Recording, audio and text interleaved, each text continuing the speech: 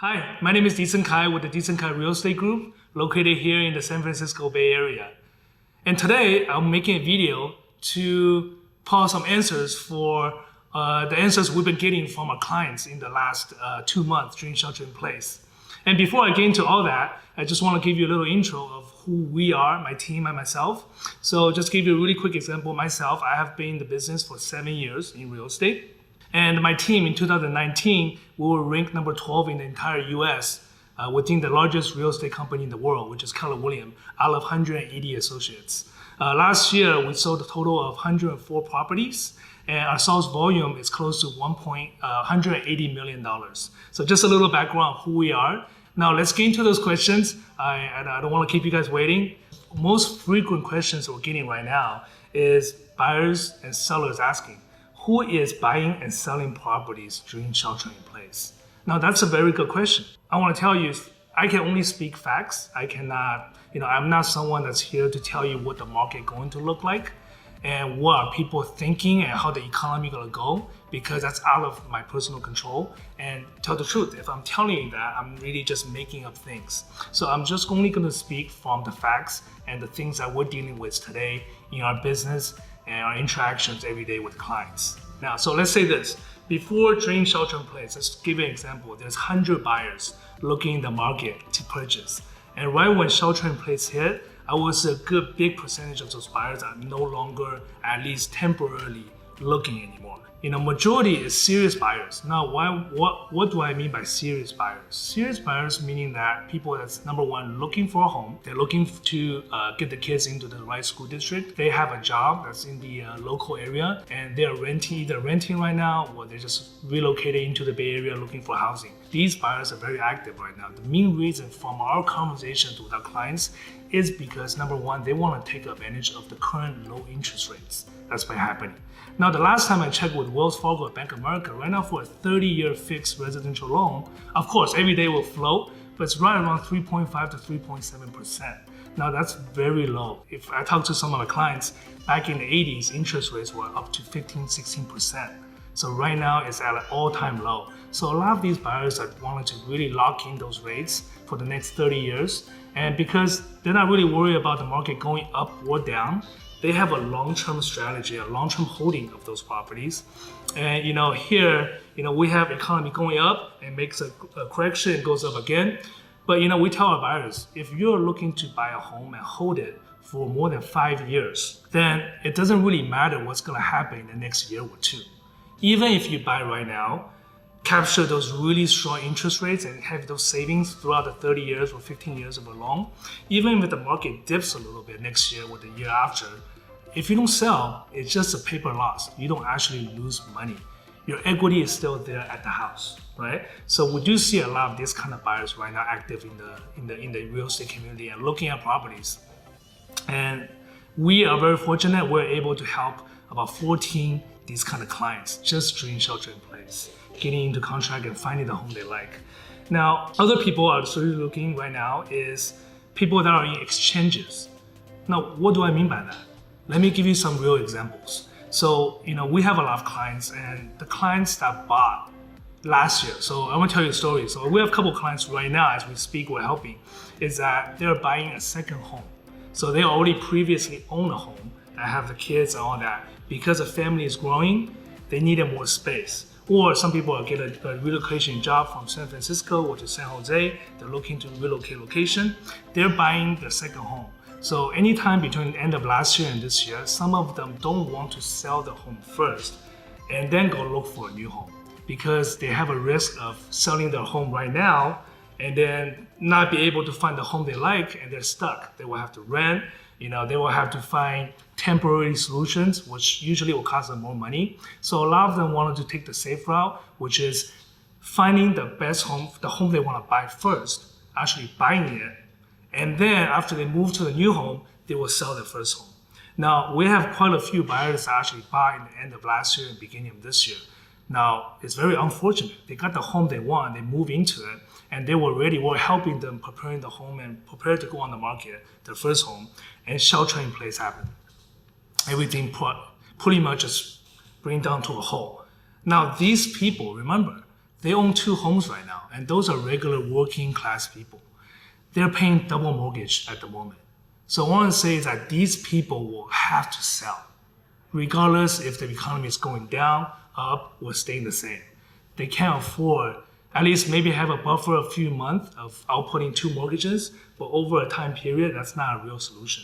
So these are the people, these are the sellers, they have to sell. So they will be putting on the property onto the market either right now or immediately right after shelter in place. So that's the seller group we're talking about. And also that applies to investors, because a lot of investors over the last 5 to 8 years, where their real estate value, some of the properties they own, has earned a lot of equity in the last couple of years, last 5, 8 years, because the economy was doing incredible. Now at this moment, sometime during last year, we start to see a lot of investors start to cashing out their equity, because they do not see some of the property value keep going up. They already earned so much in the last few years, so they actually sold the properties either sometime end of last year or beginning of this year. Now for investors, because it's an investment property, if they don't exchange that investment after they sold and buy a new one, if they just cash out the money, they will have to pay a huge amount of capital gains because they have gained so much equity over the years. So a lot of them are in doing things called 1031 exchange. It's a government program where if you sold your investment property and you're able to buy a new replacement investment property, the capital gain that's created in that gap could be forgiven by the government. So a lot of the investors, they sold the property already, they're looking for the next investment. So these people are actively looking for deals right on the market right now, and they have to. If they don't buy right now, they will pay a huge capital gain on their earns from the first investment. So that's also a pretty big group that we're seeing right now that's working with us, actively looking for the right property to purchase. That's kind of give you an outlook on what's going on. Of course, there are other buyers as well looking on the market. Maybe some people just have some cash in hand, just want to say, oh, the market may be going down. They're looking for opportunities. But that's a smaller group that we're seeing. And actually, the people that's pulling the trigger right now, majority is the serious home buyers, or people that's stuck in the exchange situation, or investors just have money on hand that's kind of just fishing for good deals. But the rest is all there. I mean, there's buyers, all kinds of different buyers, but these are the main groups that we're dealing with right now. And that's for buyers, right? And I talk about a little bit about sellers as well. I mean, a lot of the sellers made so much equity in the last few years, they're looking to sell. Now, there is also other sellers that personally I've signed a couple listings with in the last couple of days or a week or so, is that, give you an example, a lot of the lending product in the last 5 to 8 years, some of them are non-conforming, meaning that you can get a loan without providing the credit score or amount of income you have. So it's easier to get a loan, but you have to put down a large down payment. A lot of people use this kind of loan products to purchase home in the last anywhere from last couple of years, 5 years or so. Now, because shelter in place hit, a lot of those lending banks, they have stopped or put on pause on those programs. And the loans that they were giving out before is usually 1 year or to 3 year fixed rates. So a lot of the buyers that bought within those 3 years, now their loan is up and they need to refinance, but the lenders are not offering the same kind of products or interest rates right now. So give me a perfect example, a listing I just signed last week. My client bought the home 3 years ago. Their mortgage payment is about $5,000 a month to upkeep the home. And just within the last couple of weeks, because the 3 year fixed loan rates period is up, they want to apply for another 2 or 3 years. The same bank that stopped offering the same product, the interest rate jumped from 5.5 to close to 8%. So their mortgage monthly payment in a couple of days period, it jumped up almost 30%.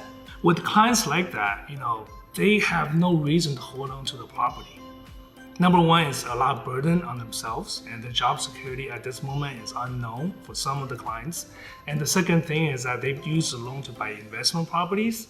And from this point on, if you have the output month after month, just keep that property. And there's a very good chance that equity is not going to go up for the next maybe few months or maybe even few years. There's no point of holding on to those properties. So we're seeing a little bit more and more this kind of sellers surfacing to the market, which they're underwater, pretty much speaking, and they wanted to just liquidate at this moment. And of course, we see that people that's getting relocated at the moment, during shelter-in-place, a lot of us are working from home or remotely. We'll start to get some information from some of our clients. They got either transferring to a different location, or they have some job changes. So we don't really have too many of those people right now, but we're hearing a lot from the conversation we're having every week. We do see that trend coming more and more, which is people that bought maybe in the last 5 years, 3 years, because they're working in the Bay Area or the Peninsula area. Now they're getting relocation. I do see that coming up in the next few months. Might be more and more of those houses gonna be available for sale. That's something that I see in terms of a trend. Let's jump into the second one we get very frequently asked.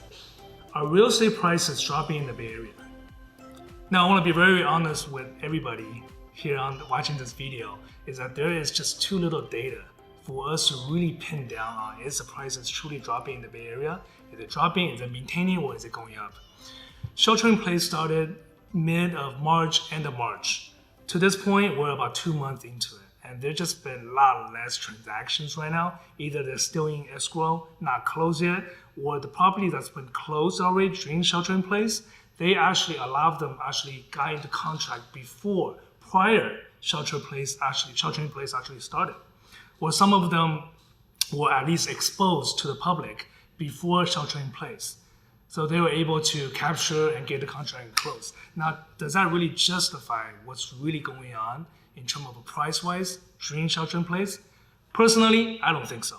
So I want to be very honest, there's not enough data for me personally to tell you if the market is where it's going.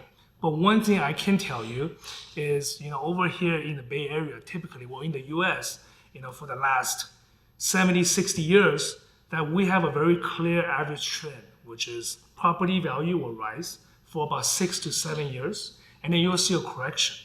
And then that will repeat over and over again. It's pretty consistent. Going back, thinking about 2000 when the tech boom and the tech bust, all the way to 2008 when we had a huge real estate crisis. And from 2008 to now, actually we're stretching longer than the average number, which is about 7 years.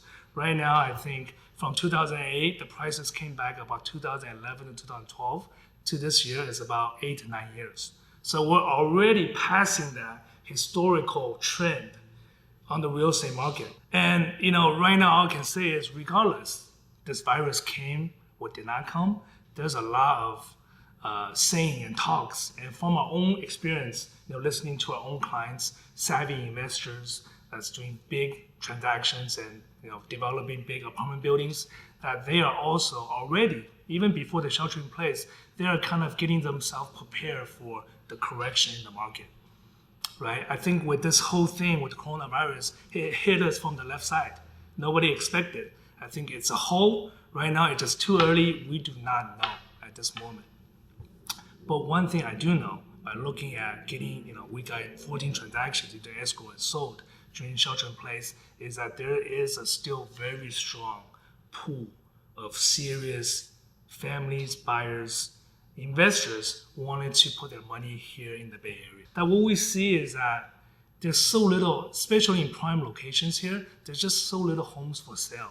So there's a funny thing we say to our clients. If you want to move into, say, cities like Burlingame, Millbrae, San Carlos, you really have to kick someone out first to get in. So what does that tell us? It's supply and demand. There's more demand than what's currently available as supplies. So with that said, I'm confident in the Bay Area real estate. I mean, I saw what happened in 2008 and how fast it has recovered and bounced back. Even though we don't have a clear indication of market going down right now at this moment, if you are an investor and thinking about capturing this opportunity, if you missed the last one, which is in 2008, 2009, and thinking about capturing this time, I think right now the word on the street is cash is king. As a home buyer, you're buying it for your own usage, to use the home to serve your purpose, to raise your kids, be closer to work. I think you really have to, there's never a good time nobody knows how to time the market. And that's the reality. okay? You really have to look into it. What are you looking for, right? I mean, how long, number one, I spoke about this earlier, how long are you planning to hold this property? If it's 5 years or more long term, look, in 10 years, our parents bought homes in the Bay Area back in the 90s. Give you a perfect example. If you go to Sunset in San Francisco back in the late 90s, you can get a single family for probably $200,000 to $300,000. Look at it today. A fixer-upper, a home that needs all the maintenance, and it's pretty much you cannot move in directly because it's just so run down. Those homes are going for $1.2, $1.3 million. So the third question, let's talk about it. This is also a question that we get asked a lot. Does it make sense to invest in real estate in the Bay Area in today's market? Now, I think it all comes down to what is your philosophy of investing in real estate. Real estate is one of the investments you can do, and typically speaking, from historically speaking, real estate is probably one of the most stable investments you can make. Now, it makes pretty solid bottom foundational investment as part of your investment profile. Now, I think what that means is where hold value, right? Because it's a foundational and very stable investment. The main question is if you're investing in real estate, what are you looking for? Are you looking to just park your money, making sure that your money is in a place where it's fighting inflation? Because let's be real, money in the bank right now, every single day you're losing money. Especially in this pandemic. You can watch. You go to the supermarket right now, oh my God, meat used to cost $6, now it's $12. That's inflation. And that's what real estate helps you to protect. It helps to protect your money against inflation because it's a physical asset, right? So that's a baseline. That's real estate. But all depends on where you invest as well, right? Location is number one. Some people are looking for cash flow in real estate, meaning I invest this much into a property, how much money am I getting back monthly, annually as an income? Now, for the people that live in the Bay Area, we know if you're looking for cash flow in the Bay Area compared to the rest of the country, just by looking at the number, it's not very good. I mean, my mom lives in Las Vegas.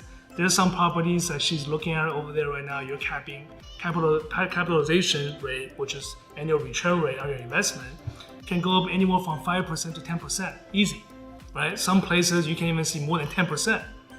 Here in the Bay Area, especially in the prime locations like the Mid-Peninsula and San Francisco area, the capitalization rate, it's really, it's pretty typical. We see 2%, 3%. When you see a 4, that's pretty okay. When you see a 5, it's fantastic. So looking at cash flow investment, if you're looking for cash flow, Bay Area might not be the best area. But again, let me tell you a story. Some of my clients back in the 80s and early 90s, there's different groups of clients. I have a lot of mentor clients. I'm learning investing from them because seeing their long-term success in investing in real estate is that some people back in the late 80s and 90s, some people says, you know what, Bay Area properties are too expensive. Maybe I look at properties in Sacramento, which is about 2.5 drive from the San Francisco Bay Area. And back then, give you an example, maybe a property in the Sunset District in San Francisco is worth around $200,000, $300,000. In the Sacramento area, at the same square footage, same home, in a good location, maybe that home is only worth about $100,000, $150,000. There's a big difference in price value. And then if you look at the return rate on your investment, you can get up to 7%, 8% on your annual return in the properties that you purchase in Sacramento. But if you purchase a home in Sunset, maybe you only get 3 to 4%, maybe even less in rent income back, right? So some people went to Sacramento during the late 80s and 90s and bought a lot of properties, and some people stick around here in the Bay Area and invest there locally. Fast forward to today.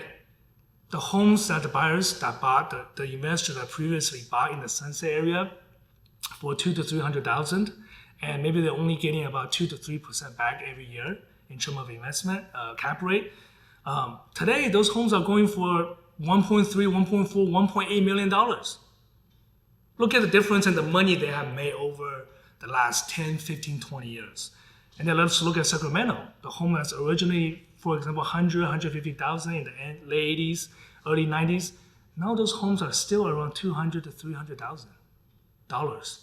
Yes, they cash flow a couple $100 more every month, but when you want to sell after 20 years, you're not really making any money off the property itself. Versus those clients that bought here originally in the early 90s, they're all millionaires. So that's a little bit different mentality investing here in the Bay Area. So first, is it a good time to invest in real estate in the Bay Area? Back again is, what are you looking for? Are you looking for a short-term or a long-term investment? One of the things we can guarantee and see from history is that the property value definitely holds here. Again, back to limitation in land. And again, if you want to move into a neighborhood right now, you have to kick someone out. There's no extra housing for you. And that keeps the demand high and inventory low. And the prices are very stable, gradually going up. So over time, I think if it's a long-term investment, Bay Area definitely is a good area to put your money in. One of the other things, I think does it make sense in investing in Bay Area? In today's market, when the market have already risen for the last 7-8 years, there's a very good chance, what we talked about earlier, there might be a market correction coming, right? And when a market correction coming, what's one of the biggest things for a lot of the people that invest to know is that my money is still gonna be there, even when the market goes down, right? Maybe you're not expecting to make a lot of money, but at least whatever you put in and whatever you already have gained will be there for you. Now, let's talk about it. Bay Area right now, where we work in the San Francisco and the Peninsula area, we see a lot of people buying with a lot of cash. Either buying with all cash, which is full payment with money, or getting financed but still putting a minimum of 20 to 30% down payment. And now we're talking about average price here in the Mid-Peninsula area, about $1 million to $1.5 million. And when you're talking about 20 to 30%, that's a lot of money. So what I'm trying to say is people here that bought homes already, they already have invested a lot of money into the home, into the property. When the market goes bad, it's very unlikely for them easily to let go of the property. Back in another word, let's just play another scenario. Back in 2008, 2009, when the housing crisis hit, a lot of people were getting loans that have 0% down payment. What that means is that they actually have no money in their property. So when the rates go up and they cannot output that extra monthly payment, it's a lot easier decision to just let go of the property, right? And when that happens, what will happen is short sales will happen, foreclosures will happen, and when those couple of things will happen, or start to happen, is that it drives down. When you have a couple of foreclosure homes happening in any individual neighborhoods, property values start to go down very quickly, because those are fire sales, right? But think about it now, back to what I'm saying, people have so much money in their homes right now, it's gonna be a lot harder, at least not as easy for them to let go of the property they already put so much money in. So again, if you want your money to be safe, I think the Peninsula area and the San Francisco and some of the Bay Area neighborhoods are really good places where you know there's a lot of people that have capacity to ride through the correction, which meaning that they don't have to sell. They have reserves, they have a lot of money in the property. So what that means is that you don't have to worry so much that a lot of foreclosure homes are gonna come up and bring down the market value. People can just ride through, right? So back to the basic question, yes, money most likely, and you have a lot better chance of fighting in terms of value going down and losing so much equity in the properties that you're investing in here in the Bay Area.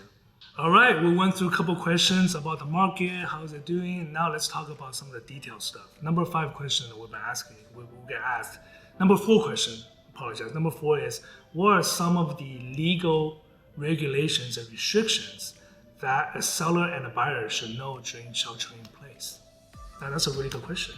Let me get into it really quick. So as a seller and a buyer, as you know, if you're looking at the market right now, we're about to maybe look at what's available on the market. There is no open houses allowed currently during shelter in place. Now that makes sense because the government doesn't want people to group up in one confined area. So there's no open houses allowed, but showings by appointment is allowed.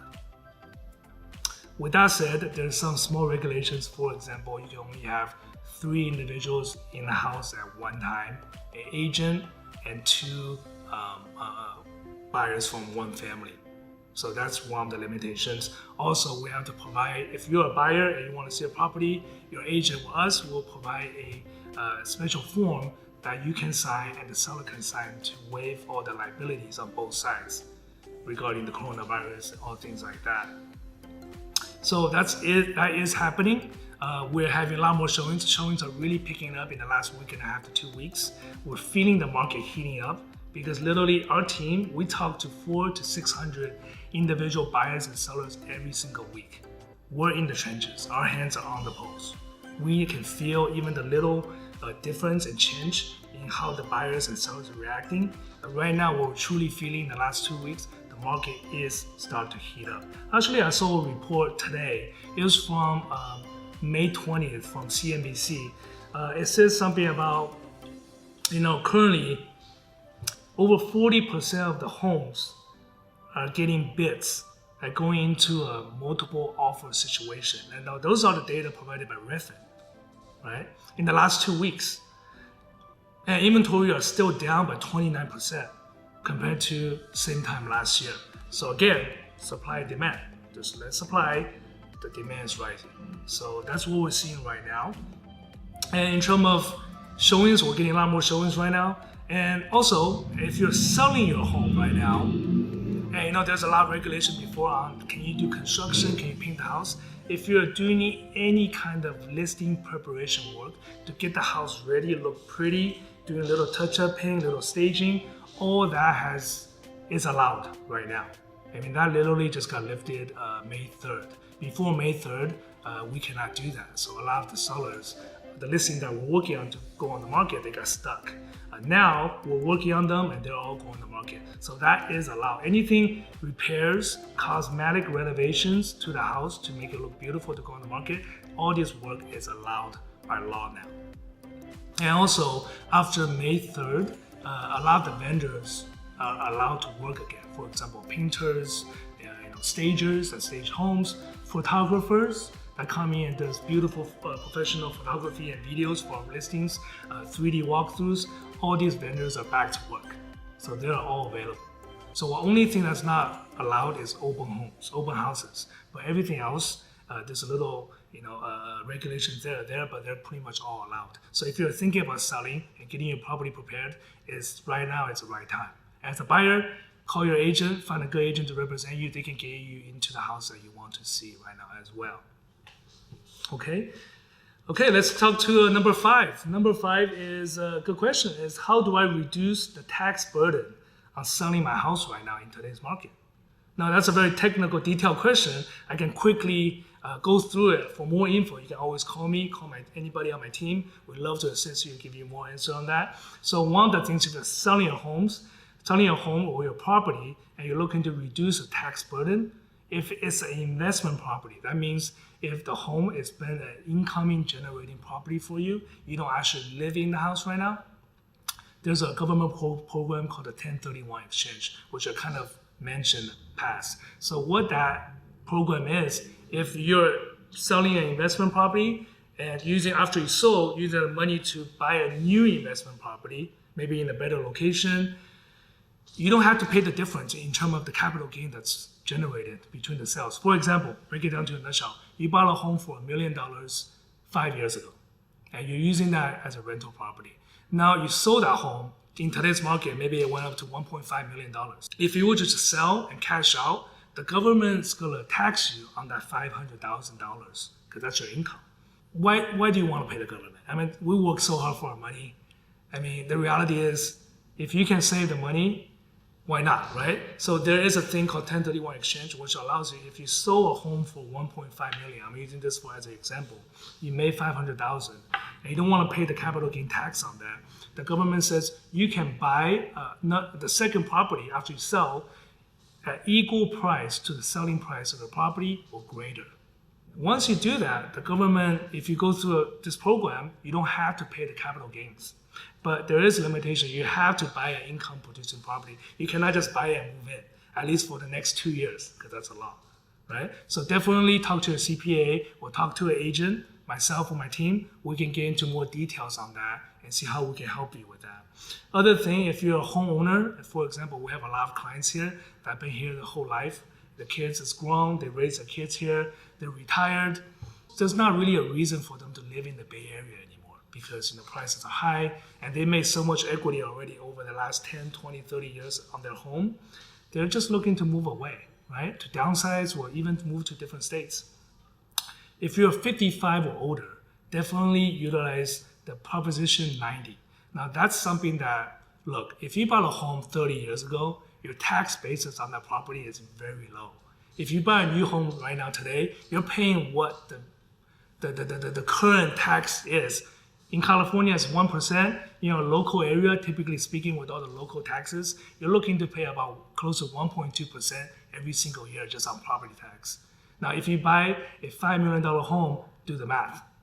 That's a lot of money just to pay the taxes every year. So as someone that's not working, no longer working anymore, maybe retired, 55 or older, when you buy a new home, you don't want to pay the current tax rate and whatever your price is. So the Proposition 90, what did that do? Is that you can keep your current tax basis on your home. Once you buy the new home, you can actually use that tax basis on the new purchase. That's a big saving because if you're retired, there's not too much income coming in. Of course, there's some limitations on county, which counties work with that and which counties don't. For details, talk to us. We can explain the detail to you and hopefully help you on that as well. Other things you can deduct on taxes is when you're preparing a home, when you sell a home, your broker real estate commission, which is our fee, is completely deductible. You can deduct that, right? And also all the money that you put into the property by making the property ready for the market. For example, painting, touch-up, landscaping, repairs that you make for your property to present better on the market. All those fees are deductible. Of course, details, please talk to a CPA to get the details, but just giving you examples. These are kind of things, ways that you can save taxes and how to avoid some of the unnecessary taxes you have to pay. Question number 6, what makes an appealing offer for a buyer to present to the seller during shelter-in-place besides the best price or the offer price? Let me repeat that. What makes an appealing offer during shelter-in-place besides the purchase price? Okay, that's very technical because we're helping a lot of buyers right now getting the contract, and they're getting a pretty good deal at a lot of them. So one of the things you really have to do as a buyer, if you are financing your next purchase, please make sure to get an updated pre-approval bank lender letter. So when you get a loan, you're getting a pre-approval letter from a lender. And usually those letters last about 2 to 3 months because they lock in the rate when you apply for that loan, and that gets locked in usually for 2 to 3 months. But because shelter-in-place happened, a lot of the lenders have changed a lot of the regulations they have and just the details on qualifying loans. So you definitely want to make sure and get in touch with your lender. If you already had a pre-approval prior to shelter-in-place, please, I will advise you, get an updated lender approval letter from your lender because things might change. You don't want to find the perfect home you want. Your wife loves it. You finally got into contract, and during the escrow, you cannot close because your lender says, I'm sorry, we had some changes in our standards in the loan. You no longer qualify for this price. So that's one of the things. Also, it makes it appealing to the listing agent and the seller. They know that, okay, you're the most current, your letter, your approval is the most current approval, and there's less surprises that might happen during the transaction. Because the last thing the seller wants is to accept your offer after 20 days and finding out you cannot close the escrow. Then because the seller loses all momentum on advertising the home, they have to put the property back on the market, and that really hurts the seller because average homes are selling in 2 to 3 weeks. A buyer goes online and sees a home. Hey, this one came back on the market. Oh my God, it's on the market for 60 days. What if you're a buyer right now? If you see that the days on market longer than usual, what's the first thought that comes into your mind? As a buyer, something's wrong with the house.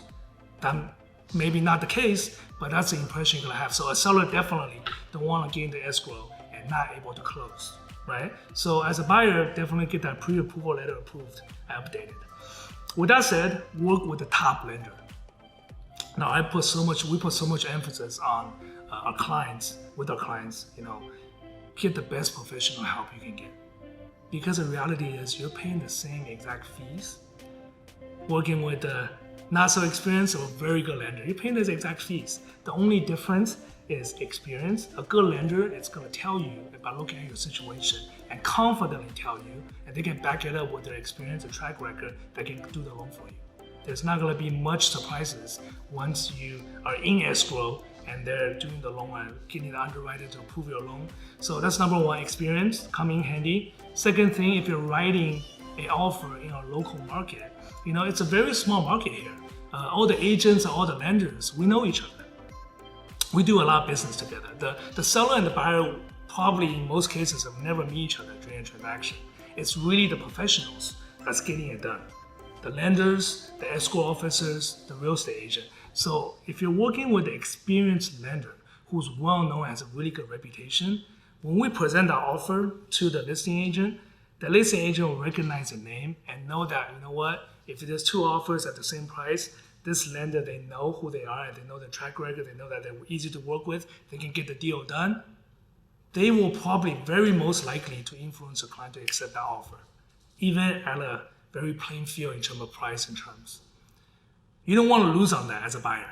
And if that's your dream home, you definitely don't want to lose on it just because you don't have the right professionals on your back and helping you, assisting you. And one of the other things is offer terms. Now, again, as a buyer, when you write up an offer, in a standard offer, there is contingencies that you can put in as a buyer to protect your deposit. Give you a perfect example. There's 3 big contingencies. Number one, in the California standard contract, number one contingency is already in there. It's called the appraisal contingency. That means that if you purchase a home, say that you got a contract for $1 million. Now the bank is not going to give you the loan based on your agreement with the seller on how much that home is actually worth. They're sending out their own appraiser to appraise a home and making sure the home is worth that money. For example, if you bought a home, you get the contract for $1 million, the appraiser comes and they're going to look at all the other homes that got sold in the area, and they don't think the home is worth $1 million. They come back with the appraisal price, say $950,000. Now there's a shortage of $50,000 between $1 million and $950,000. What will happen? As a buyer at that moment, either you make up the difference in your down payment, or you renegotiate with the seller to bring down the price, because the lender is only lending you whatever percentage of that appraised price, not on the offer price that was agreed upon between the buyer and seller. So in those cases, if you have that contingency in place of the buyer, you can actually say, Mr. Seller, it doesn't appraise at the price I want to buy. I want to back out. So if you have the contingency in place, you can get your deposit, your security deposit back without losing any of it. Because once you get ratified in the contract, the first thing you do as a buyer, you put a 3% deposit into the escrow. So that bonds the contract together, right? So once you want to back out, if you don't have a contingency, the seller have the right to keep that 3% and not give it back to you.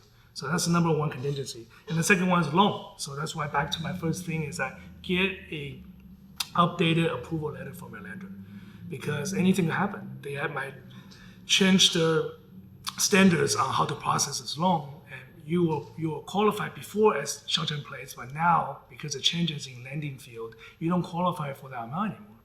So if you have the contingency in place, then you can back out the contract. If the lender says, you know what, you cannot get the loan anymore, I'm sorry, you can get your deposit back. And the third contingency is called the inspection contingency. That means if the seller have not done any kind of property inspections, termite inspections, disclosing to you as a buyer, you have the right to get your own inspector in there and making sure the house is sound and not falling apart, right? If you have the contingency, again, if there's any major issues, you have the opportunity and the leverage to back out of the contract. Just really quickly go over the contingencies. But if it's a multiple offer situation, what that means is the seller is looking at multiple buyers presenting an offer to them. If 2 offers came in at the same price and one has no contingencies, meaning the buyer says, you know what, I'll take the house as is. Whatever happened during escrow, I will take care of it. I will close the deal. If I cannot close the deal, I will give you the 3%. I'll give you, Mr. Seller, the 3%. That's a non-contingent offer. Versus an offer that you might be writing and you wanted to have a appraisal contingency, inspection contingency, doing the checkup and all that. If you're in the seller's shoes, why will you accept something today that's not even sure yet? Right? Does that make sense? The seller wants something once they sign the contract. They don't have to worry about this anymore. They can think about, okay, let's think about the moving to a new house or the new city or new state. Instead of focusing on doing this, can I close? Will my house sell during these either 30-day close of escrow or 40 days? Sellers don't like to do that. And real estate agents will strongly recommend the seller to accept an offer that's have very clean terms. So keep that in mind. Sometimes we got into contract. My partner, Alex, literally just got into contract a couple of weeks ago. He was competing with 6 offers. His offer was at 3rd place on the price ranking. He ended up getting the deal. The reason why is because he had no contingencies and he can close fast. Instead of a 30-day close, he was closing about 15 to 20 days. So the seller actually, instead of accepting something that's 50, 60,000 higher and having the risk of it might something happen during escrow, accepting ours because our offer looks more solid. Things like this happen right now. As a buyer, if you're working with the right agent and a good agent, they will advise you on that. Okay? Now, of course, back to my last thing is work with the top agent. You need a professional, especially helping you in these times of uncertainty. A professional agent that have experience, that's doing a lot of business in the area that you're buying or selling, that have their hands on the pulse of the market, talking to a lot of buyers and sellers and doing transactions right now, it's going to give you so much value. They're going to guide you through and give you the right options. And a good agent like us, I want to talk about my team because I'm very proud of what we do, is that we don't actually make any kind of decisions for our clients. Our job is purely give our clients the options and directions depending on what they want. We give our professional opinion on if you go this way, what's the negative and the positive. If you go this way, what's that and what's that. Our clients get to make all their own decision. That's the difference between a professional agent and someone that's just have a real estate license, which is 70% almost of them out there. Be careful. Be careful. If you interview agents, definitely interview multiple of them and see how you feel, right? And definitely check out their online presence and see if how many past sales they have, and just that's so important. And again, we're back to our last question: is why do I need to hire a real estate agent when technology lets me to do it all by myself? I think by all the questions I just answered, that kind of already answered that question. But again, experience very important, because any transaction, real estate transaction, it's not just a simple I want to buy, I want to sell, put your name on the contract, you're done. There's a lot of components that go into a transaction. Even from the staging of, looking at homes, to making offers, to getting into escrow and successfully closing escrow, you need someone to guide you through that whole process. Now, experience comes extremely important in those scenarios, because a good agent that has already it's not their first rodeo. They've been doing this for thousands of times. They can foresee what kind of problems might happen if you decide on certain options, and they can tell you that and prevent you from escrow falling out, problems having the seller not disclosing something. A good agent can help you with that. And having hands on the pulse, very important. An agent needs to be doing business. No matter how good they sound like, no matter how good they look presenting you, selling your home, if they're only selling 2 homes, 3 homes, 5 homes a year, compared to someone like us who's selling over 100 homes in a year, that's a huge difference. That means we're dealing with people in real time, multiple people that's buying and selling in today's market. We know how the market trend is going. We know what's going on. We can alert our clients and advise our clients in a better way before they actually even get into something. Very important, very, very important. Of course, another thing which is big is a seasoned agent. Real estate is very interesting. Agents are very geographically divided. I want to give you an example. I grew up in the Mid-Peninsula area, which is from San Francisco to about Redwood City area. I grew up here as a kid. I have a lot of friends here. I know what's happening here. I see what the real estate prices are before, now, 5 years ago. But with that said, I can tell you what a neighborhood's like 10 years ago, 15 years ago. Where is it going? What kind of people is moving into the neighborhood, right? What kind of people are buying? Are they working people? Are they investors? You know, that's so important. So like if we have a client that's looking into, say, North Bay, not the Peninsula area, we will actually refer that client out to a local expert agent that's very knowledgeable in that local market over there. The reason is not because we don't like money. We're doing this as a job. The reason is we cannot provide the value that a local agent that does a lot of business in that area can provide.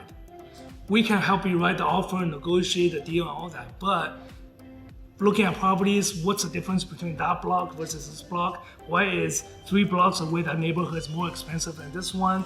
What's going on? We really don't know that if it's not in a familiar geographical location. So that's very important. You want to work with a local agent that does a lot of business there. Other thing is this, because they're local, it's a very small community, they know all the other agents and vendors. If you're a seller, you're looking to do some renovations before you go on the market. They have, typically like us, we have very good vendors that we've been working with for long term. We know the quality, the prices, the expectation, right? Without the seller actually going out to get bids and get confused and get cheated and all that. We can take care of all that. A local agent have all those resources. Not to mention the relationships they have with other agents. Because, like I said, the seller and the buyer typically never meet during a transaction, even after closing. So it's really the agents doing business. If I'm the listing agent, and if I'm representing a seller and we're reviewing offers, and if it's a multiple offer situation, and the offers came in around the same, if there's 2 or 3 offers that came in all around the same in price and terms, and my client's asking me, Disen, what do you think? Which one should we accept? I will naturally look who the agent is. Because again, it's same as lender. I know their reputation. I know that they have the ability to close the transaction and have control over the client and the vendors. I know how they work, so I will very easily influence my client to accept an offer with the agent that I know of or I have worked in the past. That's very important. As a local agent, even when you're buying or making offers, it's the same thing. If I were to write an offer to a local agent here, which we're all friends, we know each other very well, we've done business before, and it's so much easier. I can tell, hey, John, I have an offer here, my clients, all that, and we're friends. We know each other. We have a lot better shot of getting that offer in with the seller versus an agent from the North Bay, the East Bay, try to write an offer here on the peninsula, which the listener, who is that? It looks on paper, but we all know a real estate transaction is complicated. There's up and downs goes in during the escrow. Things might go south anytime. So that's very important. The relationship factor is very important. Also, another thing, a very connected agent in the local area knows what's coming soon for sale. Because majority of the buyers right now all look at properties on the internet. And for those properties to be exposed on the internet, they have to be listed in the multiple listing service. That means the house is ready, it's all beautifully done, it's ready for sale. But there's tons of houses that's just in the process of getting ready for the market, not on the market yet. So on the internet, you cannot see them. A very connected, experienced local agent in the local area, in the area that you're looking for, very likelihood they will know a lot about these kind of opportunities. Now, as a buyer in a competitive market, any information is good information.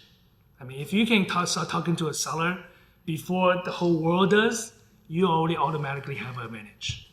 So there's just on and on and on regarding that. If you want to talk more and find out more about what we do, area for our clients, how we operate, any questions on real estate, any specific questions that you might have about a certain part of the transaction, please feel free to leave your comments below. I'll make other videos later on to answer them one by one. Thank you so much for watching this video. This is disencaireg with the disencaireg Real Estate Group. You have a nice day and please stay safe.